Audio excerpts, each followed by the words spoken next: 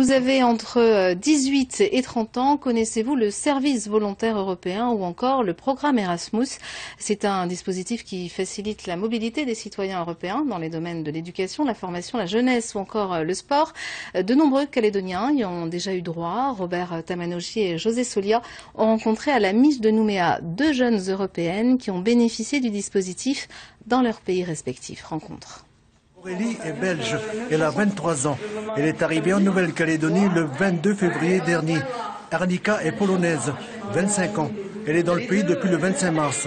Elles effectuent leur service volontaire européen à Nouméa. Le travail que nous faisons ici dans le cadre de notre service volontaire européen, c'est d'animer le Cap Mobilité. C'est l'espace qui propose aux jeunes toutes les opportunités de partir à l'étranger.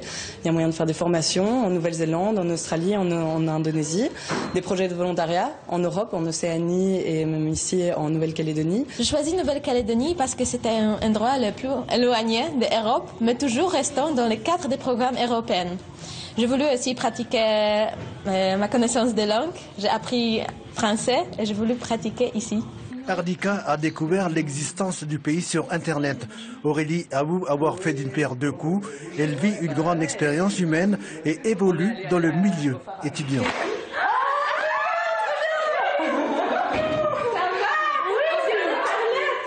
Sophia, une amie allemande, leur a rendu visite le jour de la fête de l'Europe.